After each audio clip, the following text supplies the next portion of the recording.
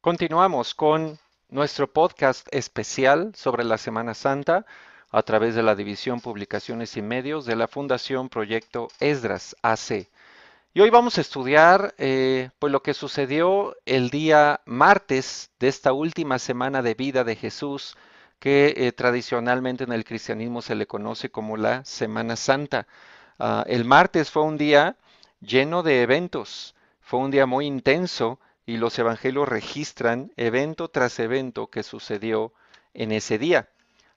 Comenzamos, por ejemplo, en Mateo 21, 18, cuando la Biblia describe el evento de la higuera que no tenía fruto y que al ir Jesús a buscar fruto y no encontrar más que hojas, la maldice y se seca en el instante y toma esa ilustración para darle una lección de fe a sus discípulos.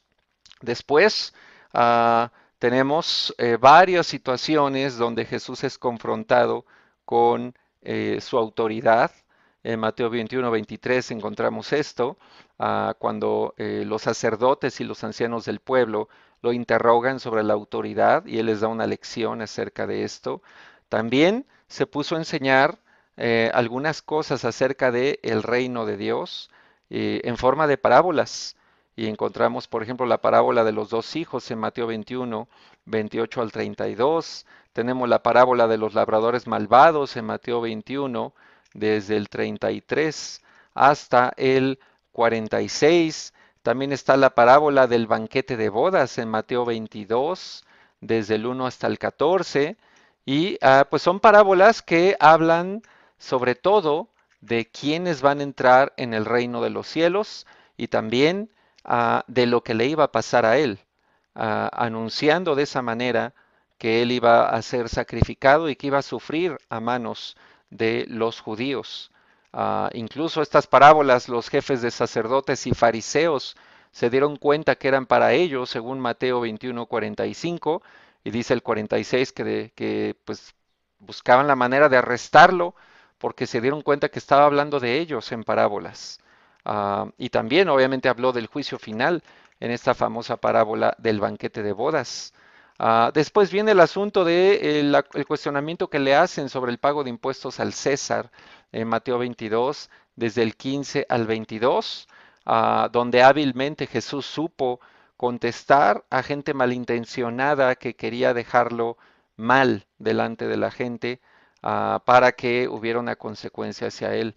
Pero Jesús supo las intenciones malvadas de estas personas y contestó con mucha sabiduría. También habló del matrimonio en la resurrección en Mateo 22, desde el 23 al 33, y nuevamente apunta hacia cómo sería la vida en el reino de los cielos, en el cielo, un día.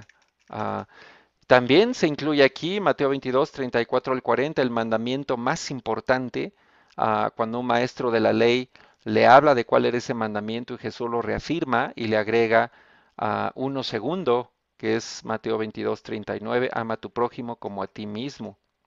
Igualmente, otros cuestionamientos hacia Cristo sobre de quién es hijo el Mesías y todo el asunto que si era hijo de David o no. Y después vienen enseñanzas de Jesús acerca de la hipocresía y especialmente hablando de la hipocresía de los fariseos y de los maestros de la ley. Y esto lo encontramos en Mateo 23, desde el 1 hasta pues casi todo el capítulo. Es un fragmento muy largo, de hecho es todo el capítulo que Jesús se la pasa hablando acerca de la hipocresía de los maestros de la ley, de los fariseos, incluso hace recaer sobre ellos y sobre esa generación de religiosos hipócritas los crímenes que se habían cometido contra hombres justos del pasado. Y bueno, pues fue algo fuerte lo que sucede en Mateo 23. Otros pasajes que nos hablan de estos eventos lo encontramos en Marcos 11, desde el versículo 12 en adelante, hasta el versículo 44 del capítulo 12. Lucas dedica básicamente capítulo 19, versículo 47, hasta el capítulo 21, versículo 4. Curiosamente, no hay un registro claro de el martes en el Evangelio de Juan. Pero encontramos el último de los eventos que sucede ese día y es la doble profecía de Mateo 24. Y es justo ahí donde nos vamos a enfocar hoy. Por cuestión de tiempo en un podcast, pues no nos da tiempo de explicar cada uno de estos eventos a detalle, hacer una exégesis responsable, pero podemos enfocarnos en uno. Y elegí Mateo 24, que en las Biblias en español le ponen como título Las señales del fin del mundo. Voy a leer lo que dice Mateo 24, versículo 1, y este evento también lo encontramos en Marcos 13 del 1 al 37 y en Lucas 21 del 5 al 38. Dice así Mateo 24:1. Jesús salió del templo y mientras caminaba se le acercaron sus discípulos y le mostraron los edificios del templo. Pero él les dijo, ¿ven todo esto? Les aseguro que no quedará piedra sobre piedra, pues todo será derribado. Más tarde estaba Jesús sentado en el monte de los olivos. Cuando llegaron los discípulos y le preguntaron en privado, ¿cuándo sucederá eso? ¿Y cuál será la señal de tu venida y del fin del mundo? Tengan cuidado de que nadie los engañe, les advirtió Jesús. Vendrán muchos que usando mi nombre dirán, yo soy el Cristo, y engañarán a muchos. Ustedes oirán de guerras y de rumores de guerras, pero procuren no alarmarse. Es necesario que eso suceda, pero no será todavía el fin. Se levantará nación contra nación y reino contra reino. Habrá hambres y terremotos por todas partes. Todo esto será apenas el comienzo de los dolores. Entonces los entregarán a ustedes para que los persigan y los maten, y los odiarán a todas las naciones por causa de mi nombre. En aquel tiempo muchos se apartarán de la fe, unos a otros se traicionarán y se odiarán, y surgirá un gran número de falsos profetas que engañarán a muchos. Habrá tanta maldad que el amor de muchos se enfriará, pero el que se mantenga firme hasta el fin será salvo. Y este evangelio del reino se predicará en todo el mundo como testimonio a todas las naciones, y entonces vendrá el fin. Así que cuando vean en el lugar santo el horrible sacrilegio del que habló el profeta Daniel, el que lee, que lo entienda, los que estén en Judea huyan a las montañas, el que esté en la azotea no baje a llevarse nada de su casa, y el que esté en el campo no regrese para buscar su capa. Qué terrible será en aquellos días para las que estén embarazadas o amamantando. Oren para que su ida no suceda en invierno ni en sábado, porque habrá una gran tribulación como no la ha habido desde el principio del mundo hasta ahora, ni la habrá jamás. Si no se acortaran esos días, nadie sobreviviría, pero por causa de los elegidos se acortarán. Entonces, si alguien les dice a ustedes, miren, aquí está el Cristo, o allí está, no lo crean, porque surgirán falsos cristos y falsos profetas que harán grandes señales y milagros para engañar, de ser posible, aún a los elegidos. Fíjense que se los he dicho a ustedes de antemano. Por eso si les dicen, miren que está en el desierto, no salgan. O miren que está en la casa, no lo crean. Porque así como el relámpago que sale del oriente se ve hasta en el occidente, así será la venida del Hijo del Hombre. Donde esté el cadáver, allí se reunirán los buitres. Inmediatamente después de la tribulación de aquellos días, se oscurecerá el sol y no brillará más la luna, las estrellas caerán del cielo y los cuerpos celestes serán sacudidos. La señal del Hijo del Hombre aparecerá en el cielo y se angustiarán todas las razas de la tierra. Verán al Hijo del Hombre venir sobre las nubes del cielo con poder y gran gloria. Y al sonido de la gran trompeta mandará a sus ángeles, y reunirán de los cuatro vientos a los elegidos de un extremo al otro del cielo. Aprendan de la higuera esta lección. Tan pronto como se ponen tiernas sus ramas y brotan sus hojas, ustedes saben que el verano está cerca. Igualmente, cuando vean todas estas cosas, sepan que el tiempo está cerca, a las puertas. Les aseguro que no pasará esta generación hasta que todas estas cosas sucedan. El cielo y la tierra pasarán, pero mis palabras jamás pasarán. Pero en cuanto al día y la hora, nadie lo sabe, ni siquiera los ángeles en el cielo, ni el Hijo, sino solo el Padre. La venida del Hijo del Hombre será como en tiempos de Noé. porque en los días antes del diluvio comían, bebían y se casaban y daban en casamiento hasta el día en que Noé entró en el arca, y no supieron nada de lo que sucedería hasta que llegó el diluvio y se los llevó a todos. Así será en la venida del Hijo del Hombre. Estarán dos hombres en el campo, uno será llevado y el otro será dejado. Dos mujeres estarán moliendo, una será llevada y la otra será dejada. Por lo tanto, manténganse despiertos, porque no saben qué día vendrá su Señor. Pero entiendan esto, si un dueño de casa supiera a qué hora de la noche va a llegar el ladrón, se mantendría despierto para no dejarlo forzar la entrada. Por eso también ustedes deben estar preparados, porque el Hijo del Hombre vendrá cuando menos lo esperen. ¿Quién es el siervo fiel y prudente a quien su señor ha dejado encargado de los sirvientes para darles la comida a su debido tiempo? Dichoso el siervo cuando su señor al regresar lo encuentra cumpliendo con su deber. Les aseguro que lo pondrá a cargo de todos sus bienes.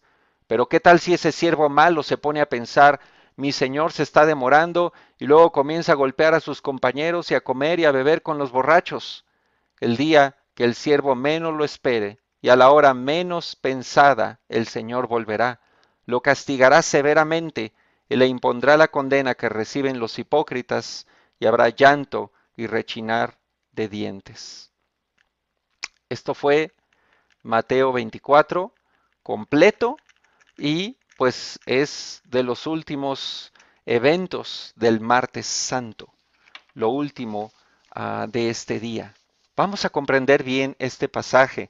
Para empezar, la Biblia nos dice en el versículo 1 de Mateo 24 que Jesús había salido del templo y mientras caminaba sus discípulos se le acercaron y le mostraron los edificios del templo. Marcos 13:1, mencionando el mismo evento, dice que los discípulos le dijeron, Maestro, mira qué piedras y qué edificios. Lucas 21:5 dice, algunos estaban hablando del templo, de la belleza de sus piedras y de las ofrendas votivas que lo adornaban. Los discípulos estaban maravillados de ver el edificio del templo y realmente, arquitectónicamente hablando, era una de las grandes construcciones de aquel tiempo. Había tardado muchos años en construirse, se le llamaba el templo de Herodes porque fue el rey Herodes quien estuvo promoviendo estas mejoras y extensiones del templo, y todavía tardó más años después de que Jesús murió y resucitó. Fue una obra de décadas y realmente era impresionante. Sin embargo, pareciera que los discípulos estaban muy atentos a esta belleza del templo y seguramente ver ese edificio ahí, su belleza, su arquitectura y saber que era el templo de Dios, era el centro de la vida religiosa, eso les daba a ellos seguridad de estar en un edificio tan impresionante. Pero de repente Jesús les dice en el versículo 2 de Mateo 24, ¿ven todo esto? Les aseguro que no quedará piedra sobre piedra, todo será derribado. Esto fue algo que seguramente impactó los corazones de los apóstoles, porque para ellos el templo era el centro de su vida religiosa. Y que Jesús afirmara que todo iba a ser destruido, no fue fácil para ellos. De hecho, el versículo 3 dice, más tarde estaba Jesús sentado en el monte de los olivos. Les tomó un tiempo procesar lo que acababan de escuchar. Les tomó un tiempo a tratar de comprender y digerir esta afirmación tan fuerte de Jesús que les estaba diciendo, todo esto que ustedes admiran y donde encuentran su seguridad, pues les aviso que va a dejar de existir. Entonces, ya estando ahí con Jesús en el monte de los olivos, que tomó un ratito llegar hasta allá caminando, como les dije la vez pasada, el día de ayer, en el otro podcast, el camino del templo al monte de los olivos, pues es un cerrito que hay que subir, toma un tiempo, y ya estando ahí, en privado, los discípulos le hicieron dos preguntas. Dice el versículo 3 de Mateo 24. ¿Cuándo sucederá eso? Primera pregunta. ¿Cuál eso? Pues lo que acababa de decir Jesús, que el templo iba a ser destruido. Esa es la primera pregunta. ¿Y cuál será la señal de tu venida y del fin del mundo? Esa es la segunda pregunta. Eventos separados, Primero preguntan de la destrucción del templo porque estaban muy impactados de saber que eso iba a pasar. Y segundo, preguntan cuál iba a ser la señal del fin del mundo. Así que lo que hace Jesús, contesta las dos preguntas en todo el capítulo 24. Y aquí es donde ha venido la confusión en muchas personas, muchos creyentes a través de la historia, que han tomado Mateo 24 como si completa fuera referida exclusivamente al fin del mundo. Pero no, Jesús contestó dos preguntas. Y entonces nos toca tratar de identificar dónde contesta una pregunta y dónde contesta la otra pregunta. Así que vamos a tratar de contestar primero la primera pregunta. ¿Cuándo sucederá esto? ¿Ok? ¿Cuándo sucederá esto? ¿Cuál? Pues la destrucción del templo. Ese es el primer tema que Jesús trata. Y Jesús entonces comienza en el versículo 4 a hablar de varias cosas que iban a suceder alrededor de la destrucción del templo. Nos habla en el versículo 4 al 5 una advertencia sobre los falsos cristos, falsos profetas, que usando su nombre dirían yo soy el Cristo. Bueno, eso comenzó a suceder para finales del Nuevo Testamento, ya que, por ejemplo, 1 Juan 2:18, hablando sobre la herejía de los gnósticos, el apóstol Juan escribió lo siguiente: Hijitos, esta es la hora última. Ustedes han oído que viene el anticristo, pues bien, ahora han aparecido muchos anticristos. Ellos salieron de entre nosotros, pero en realidad no eran de los nuestros, pues si lo hubieran sido se habrían quedado con nosotros. Para finales del siglo I, que es cuando se cree que se escriben pues ya los últimos libros del Nuevo Testamento, ya estaba sucediendo esta situación. Había falsos cristos, falsos mesías, anticristos. Ok, esto no es una cuestión, no es un nombre exclusivo de un evento futuro que va a pasar.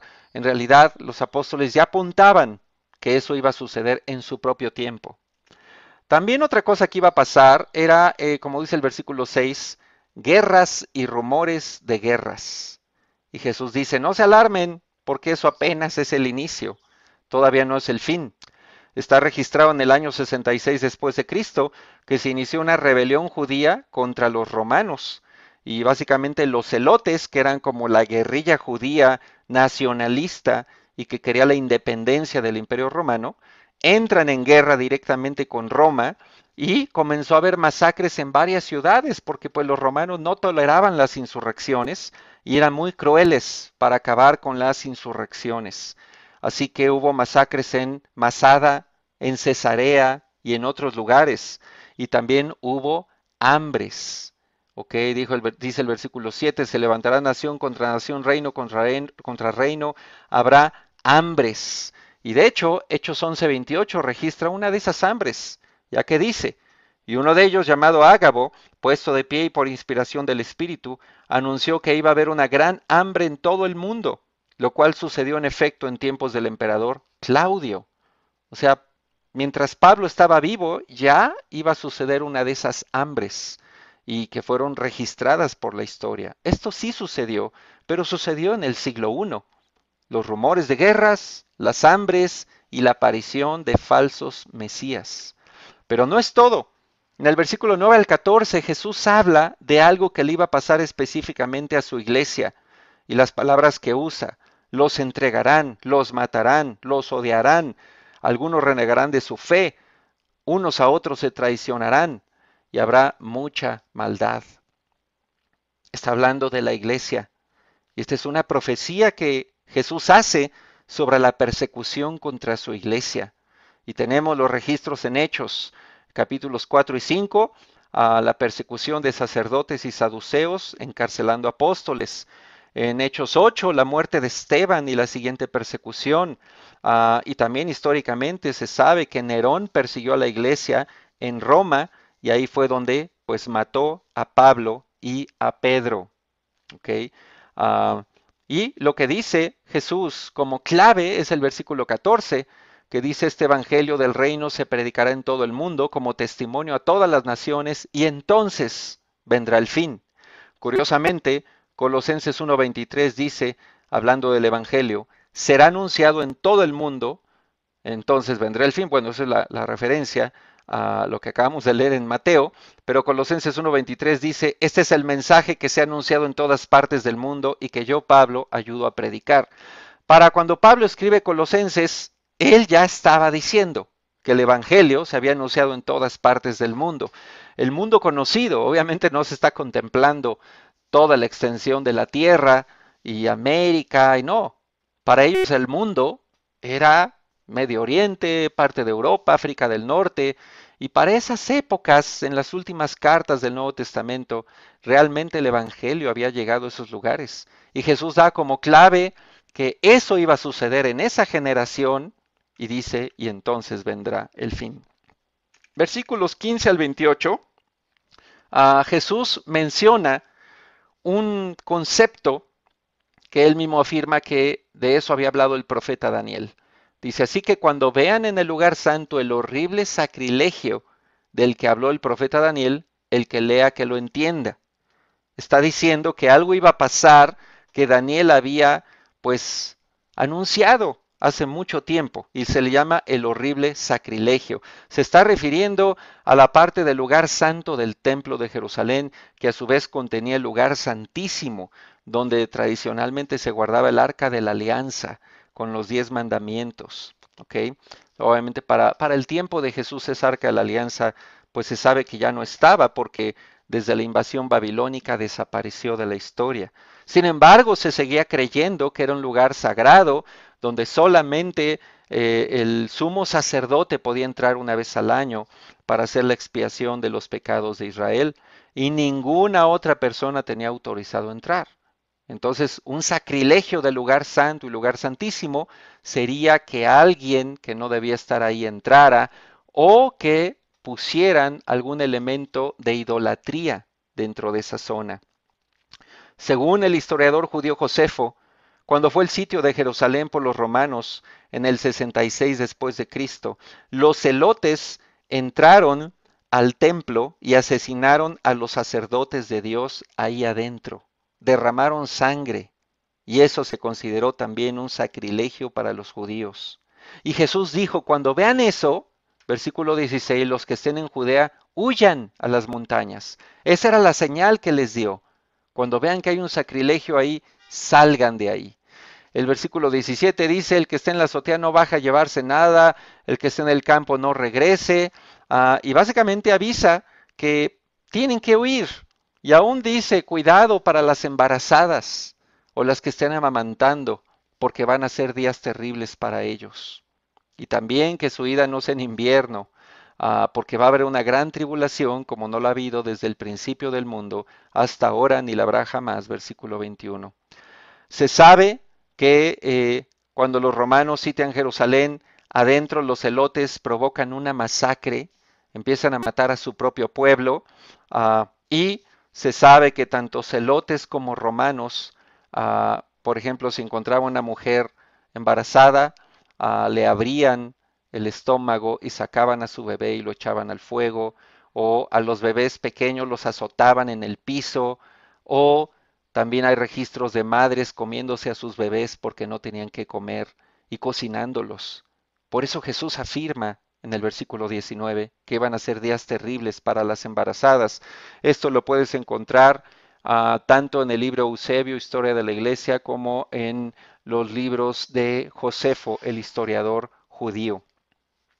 De acuerdo a Josefo, un dato fuerte, que no se tiene la certeza que así fue, pero él afirma que 1.100.000 personas murieron en el sitio romano a Jerusalén en todos esos años y todo ese tiempo que duró el sitio.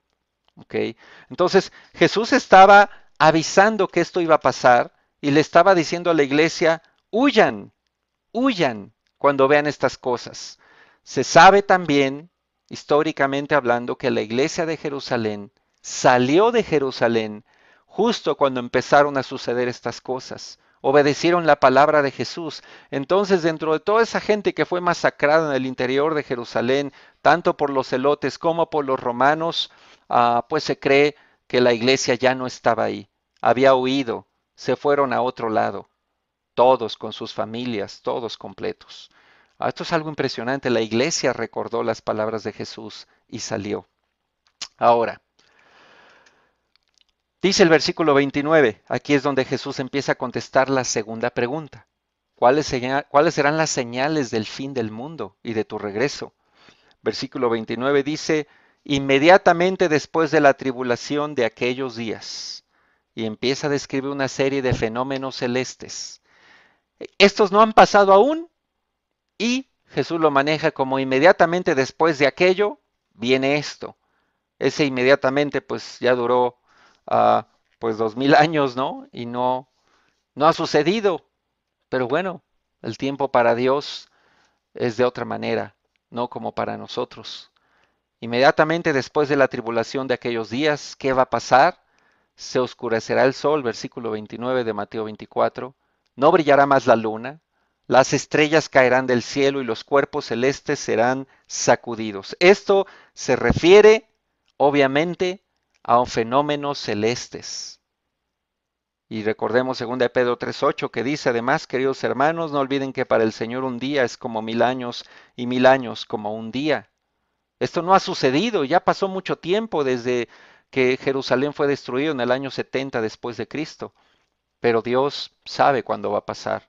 Y la primera señal es que va a haber eventos celestes impresionantes. Vamos a ver algo en el cielo, con los astros del cielo. Algo les va a pasar, o al menos desde la perspectiva terrestre, algo va a pasar hacia afuera. Otra señal, versículo 30, la señal del Hijo del Hombre aparecerá en el cielo. ¿Qué es eso? Fenómenos cósmicos y ahora una señal del Hijo del Hombre. No sabemos qué es eso, pero se va a ver algo en el cielo, visible en todo el mundo, al grado que va a generar angustia, dice el versículo 30, en todas las razas de la tierra. Y entonces verán al Hijo del Hombre venir sobre las nubes del cielo con poder y gran gloria. El día que Jesús regrese, va a haber fenómenos en el cielo, va a haber también una señal clara de que algo grande va a pasar y de repente, dice la Biblia, que se va a ver a Jesús con gran poder y gran gloria. Ahora, ¿cómo es posible que si eso pasara en un punto geográfico de la tierra, todas las razas de la tierra lo vieran? Pues hoy vivimos en ese tiempo. Hoy un evento que pasa en un país, en un momento específico, es dado a conocer en tiempo real con algunos segundos de diferencia o máximo minutos, pero casi inmediatamente se puede ver en video lo que está sucediendo en otra parte del mundo en ese momento. Hoy tenemos la tecnología en el mundo para que esto sea claro. Un evento en un lugar se puede ver en todas partes. Y Jesús dice que así va a ser cuando Él venga. Y va a venir con gran poder y gran gloria. No va a venir oculto, no va a venir ahí otra vez como cuando nació y vino al mundo y estaba así pues casi como anónimo ahí en una familia muy necesitada y pasó imperceptible. No, esta vez va a ser diferente. Esta vez va a ser algo visible. Dice el versículo 31 que va a haber un gran sonido de trompeta y los ángeles de Dios van a ir a los cuatro vientos a recoger a sus elegidos de un extremo a otro. Y esto es impresionante. Pero algo que me pregunto es, ¿por qué hablará de que se angustiarán todas las razas de la tierra? Otra versión dice, llenos de terror todos los pueblos del mundo llorarán. Otra traducción dice, harán duelo. ¿Por qué? ¿Por qué el mundo se va a doler y se va a angustiar y va a llorar cuando Jesús regrese? No es de alegría. Las palabras que se usan aquí, tristeza, duelo, angustia, no tiene nada que ver con llorar de alegría. Toda la gente que no ha querido creer en Jesús, toda la gente cuya religión no contempla a Jesús como su Señor, toda la gente que ha rechazado acercarse a Jesús, ese día lo va a lamentar. Ese día se va a angustiar. Ese día va a llorar. Ese día va a ser duelo, porque van a entender por fin que Jesús era real, que la Biblia era verdad y que ellos no quisieron creer. y va a ser demasiado tarde. Mucha razón para angustiarse. Totalmente cierto. Sin embargo, para los creyentes, la Biblia afirma, versículo 31, que van a ser colectados todos de un extremo a otro del cielo por los ángeles de Dios. Esto es impresionante. Los discípulos de Jesús van a ser recogidos por los servidores de Cristo, que son los ángeles, y van a estar con Jesús. Eso es lo que tradicionalmente se llama el arrebatamiento, cuando Jesús viene por su iglesia. Dice el versículo 33, cuando vean todas estas cosas, sepan que el tiempo está cerca. Y después, a partir del 36, Jesús continúa hablando acerca de su regreso. Dice, cuanto al día y la hora nadie lo sabe, ni los ángeles, ni el Hijo, solo el Padre. Cuidado con toda la gente que afirma que ya sabe cuándo Jesús regresa, que ya averiguó la hora, el día, el momento, que ya descifró el código bíblico secreto sobre el regreso de Jesús. Están mintiendo. Nadie lo sabe. No hay manera que un ser humano hoy lo sepa, porque Jesús afirmó que eso lo sabe solo el Padre. Lo que sí es seguro es cómo va a ser el mundo cuando Jesús regrese. Versículos 37 al 41, Jesús describe el mundo. Dice, será como en tiempos de Noé. La gente comía, bebía, se casaba, andaba en la fiesta y de repente el diluvio se los llevó a todos. Dos estarán en el campo, uno será llevado, otro dejado. Jesús refiere a que la gente no va a estar preparada para su regreso. Y refiriéndose especialmente a los días de Noé, Génesis 6:5 dice, el Señor vio que era demasiada la maldad del hombre en la tierra y que éste siempre estaba pensando en hacer lo malo y le pesó haber hecho al hombre. Relajación moral, descuido espiritual, demasiada maldad humana, mentes enfocadas en lo malo, lejanía de Dios. Así era el mundo en tiempos de Génesis, así va a ser el mundo cuando Jesús regrese. La sociedad va a estar extraviada y sin ningún interés de acercarse a Jesús. Por eso, Cristo hace un llamado a los seguidores, versículo 42, manténganse despiertos, porque no saben qué día vendrá su Señor. Y afirma en el 44, ustedes deben estar preparados. Esto es algo importante. Jesús nos habla de que estemos preparados, de que no nos dejemos engañar, de que no nos perdamos pensando que todo está bien, todo está seguro, Cristo va a tardar mucho tiempo, no. Y de hecho todo el resto del 24, incluso en Mateo 25 con la parábola de las 10 jóvenes, la parábola de las monedas de oro, Jesús sigue hablando, las ovejas y las cabras, todo el capítulo 25 sigue hablando de la importancia de estar listos, porque cuando venga Él va a llegar el juicio y ya no va a haber nada que hacer, se acabó. Entonces, es importante que entendamos los creyentes que necesitamos estar preparados, que no podemos andar extraviados, que no podemos andar perdidos en nuestras cosas. Y tal vez con este tiempo que estamos pasando de contingencia, tal vez hoy nos estamos preguntando, ¿será que Jesús ya va a regresar? Tal vez hay personas hoy preguntándose esto. ¿Ve las señales? ¿Ve lo que dice la Biblia? ¿No lo sabemos? Igual y sí, igual y no, igual y tarde otros 1000 años. Lo que sea que tarde, el hecho es que va a regresar. Y el mensaje para los cristianos es, debemos mantenernos despiertos. No podemos andar perdidos, no podemos andar distraídos. Hermano, hermana, ¿has estado despierto? Si Jesús regresara hoy, ¿estás listo? ¿Estás lista? ¿O estás dejando que tu corazón se endurezca por el engaño del pecado, por los afanes de esta vida, por las preocupaciones? ¿Dónde está nuestra fe hoy? Y eso es algo que debemos pensar. De esa manera, Jesús termina las enseñanzas del martes y fíjense, solo analizamos pues una de sus enseñanzas, todas las demás son muy completas, tienen un gran mensaje, pero de esta manera terminamos el mensaje del martes santo, un llamado a estar